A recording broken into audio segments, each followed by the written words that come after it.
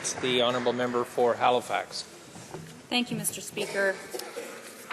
All right. I'm standing in this House to speak out firmly against this bill, and my intention was to discuss it through two lenses. The first would be the lens of unintended consequences, because when we present legislation, we need to think about what are the consequences, and sometimes there are unintended consequences. There are a lot of them with this bill. And then the second lens I wanted to apply was what would we do if we actually wanted to stop forced marriages? What kind of legislation or policy could we bring forward if we were really serious about putting an end to underage marriages in Canada?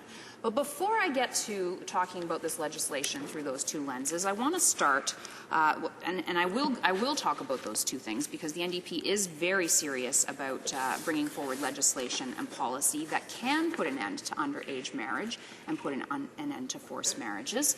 But first, I want to tackle this issue of the title. And we heard a little bit of a back and forth between my colleague from Western Arctic and the Parliamentary Secretary about the title.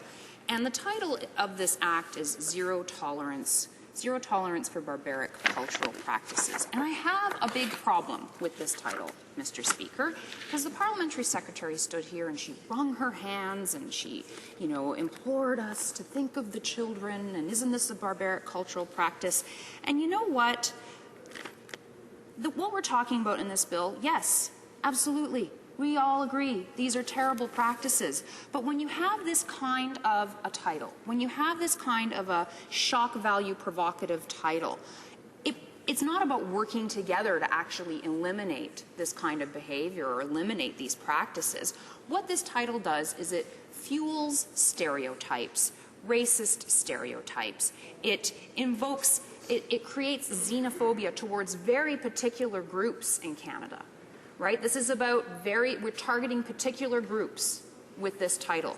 And I think about, what about the other barbaric cultural practices happening in this country? And why aren't the Conservatives standing up for other barbaric cultural practices? Because I happen to think that it's a barbaric cultural practice that a woman who is raped is forced to carry that baby to term because she cannot access abortion services in this country. I happen to think that that is a barbaric cultural practice, and yet I don't see the Conservatives standing up and fighting for that.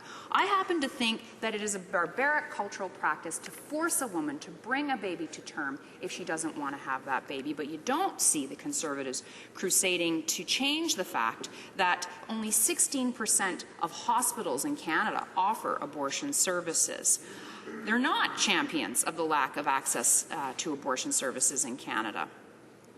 I think it's a barbaric cultural act that we have created a culture that puts such shame on women, that shames them to the point where they will do anything to terminate a pregnancy and not have to tell someone, like throwing themselves down the stairs, like taking drugs to start to self-abort, like using coat hangers. I happen to think that that's a barbaric cultural practice, and yet I hear silence in this House about putting an end to that.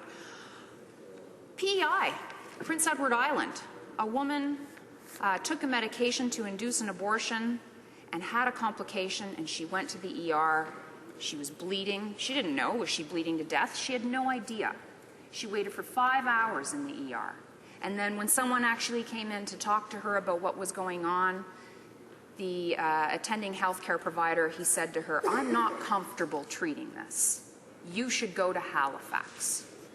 Halifax is not down the street. Halifax is 300 kilometers away.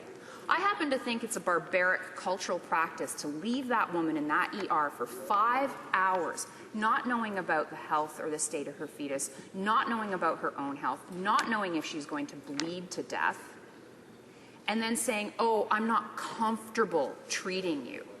I happen to think that that's a barbaric cultural practice, and yet I don't hear the Conservatives standing up to enforce the Canada Health Act to ensure that we have equal access to health services across this country. And come to think of it, I don't hear any of the Liberals standing up to talk about this either. It's a Liberal government in PEI. We have 3 Liberal MPs here in the House of Commons, and we have a whole lot of silence when it comes to standing up for women's rights and their ability to access abortion services. So, moving on. Let's get back to unintended consequences. If we are serious about putting an end to these practices, then let's look at how we do it, let's draft some legislation, and let's think about what are the consequences, both intended and unintended. And unfortunately, there are a lot of unintended consequences here. You've heard several of my colleagues talk about these unintended consequences. I think they're really, really serious. I think they are so serious that we cannot support this bill. Something as simple as the definition of polygamy. There isn't a real definition of polygamy here, and you might think, well, we kind of all know what polygamy is, so what's the big deal? Well, it is a big deal. We're playing with people's lives here. We need a definition. So we heard testimony at committee actually saying, well, what happens if there is a legally sanctioned marriage and then one that is not legally sanctioned? So an example could be you're married, Mr. Speaker, you and your partner split up, and you get into a common law relationship. If that first relationship hasn't legally been terminated and you are in a new common law relationship, is that polygamy? We don't know.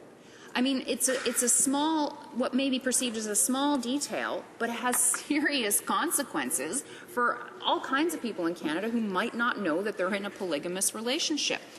That is a smaller detail that, you know, I can maybe even wrap my head around.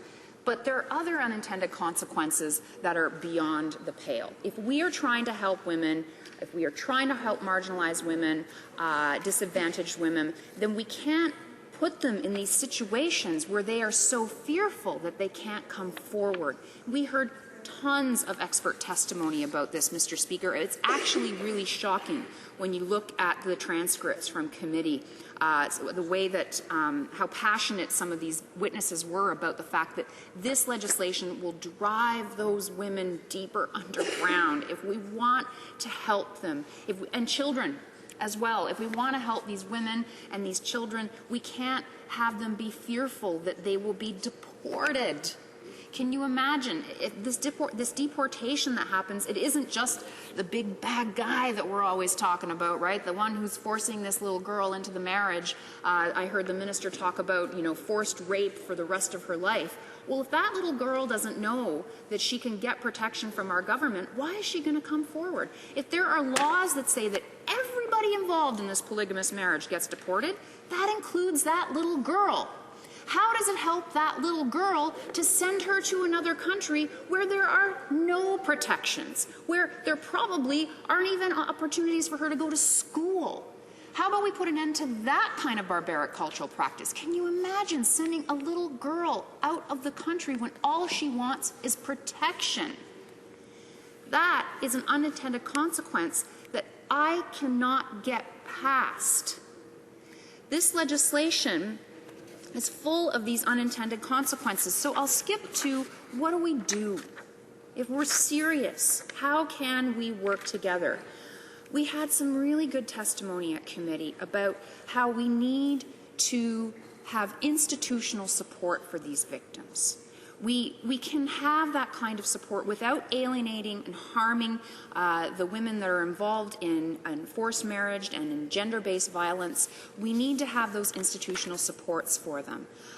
UNICEF talks a lot about the fact that if we're going to protect children from human trafficking, we have to recognize the failures of the system that are allowing those women and those children to be trafficked. We have to recognize that they're coming often from low-income families, without access to community supports, without access to I'm blanking on the name, immigrant support services, to settlement services, without access to people in the community that they can turn to and say, help me. I'm in this situation. I need help. So if we were serious, we could get together, we could sit down, we would scrap this bill, and we would start over. And we would come to the table and we would talk about what would help these women and children. What kind of supports can we give them? Because somehow, Mr. Speaker, I don't think deporting them is exactly what we had in mind when we thought we would want to put an end to polygamy, underage marriage, and forced marriage in this country. I don't think that's the right solution, Mr. Speaker, and I don't think if we took our partisan hats off for a minute that many of us would come to that conclusion. Thank you, Mr. Speaker. Questions and comments? The Honourable Minister of Citizenship. Mr. Speaker, it must have been very painful for the member opposite to make that speech, because she clearly understands that women are facing violence in this country, are facing barbaric practices, and yet she just spent 10 minutes telling this House, telling all Canadians why there is no need to take action by legislation to protect women and girls. Mr. Speaker, this member said that settlement services are needed, that funding is needed, that programs are needed to protect women and girls who are victims of forced marriage, polygamy, sexual violence, honor-based violence. And yet, Mr. Speaker, she will not, and the NDP will not afford these same women and girls the protection of the law, of Canadian statute, of the criminal code. Why is it, Mr. Speaker, that this member does not accept there should be a minimum age for marriage in this country? And why is it, Mr. Speaker, that this member does not understand there is a definition for polygamy in this law and in this country, and it is marriage to multiple people, Mr. Speaker? Why does she not understand those basic facts? Why is she not willing to take action to protect women and girls today? The honourable member for Halifax. Thank you, Mr. Speaker. It wasn't painful for me to give that speech at all. Might have been painful for the minister to hear it because I was speaking the truth, and that probably hurt a little bit. So, you know what? The NDP is really clear. We do support a minimum age for marriage. Full stop. Period. Point final. But the thing that I know I can't ask him a question back, but if he gets another chance to stand, I ask him to answer the question: how does deporting a woman who is, or a girl who's in a forced marriage, how does that deportation protect her? It is beyond any kind of comprehension to think that that is what would help women. If we were going to help women, we would have an opportunity for them to exit that marriage, not for us to kick them out of the country. So I'd love for him to answer that. Question and commentary, l'honorable député d'Alfred Palin. Merci beaucoup, Monsieur le Président. Et puis j'aimerais remercier ma collègue de Halifax pour le discours qu'elle vient de livrer en cette Chambre. On parle beaucoup au cours de ce projet de loi-là, en fait, d'essayer d'aider les femmes, que les femmes en général sont déjà assez marginalisées comme ça. De les marginaliser encore plus avec le projet de loi S-7, c'est vraiment de prendre un pas dans la bonne direction. J'aimerais tout simplement avoir les commentaires de ma collègue de Halifax concernant l'hypocrisie chronique des conservateurs sur le dossier des femmes en général à travers le Canada. J'ai l'exemple, entre autres, sur le bout des lèvres des femmes autochtones assassinées, disparues, sur lesquelles les conservateurs refusent d'agir et de suivre les recommandations de la Commission Vérité et Réconciliation. Alors, qu'est-ce que ma collègue pense, en fait, du double discours des conservateurs et de l'hypocrisie face à la marginalisation des femmes au Canada? The honourable member for Halifax. Merci, Monsieur le Président, et merci beaucoup à ma collègue pour la question. Elle a souligné le point que... Qu'est-ce que vous avez... Elle a dit un double discours, double speak, because what we have here in the House is this, putting an end to barbaric cultural practices. What about the fact that we as a country, if you are an Aboriginal woman, if you don't look like me, right, I'm going to be okay. If you are an Aboriginal woman, you are more likely to be murdered than someone like me. I don't think that's justice. I don't think that's the kind of Canada we intended to create, but we're there. So why aren't we taking action? How is it that there was a Truth and Reconciliation Commission, that the report said clearly that this is a cultural genocide that was attempted with residential schools? How is it that we don't see any action? 94, I think it was 94 recommendations. 64, did I get it? It was just tabled. That's very helpful.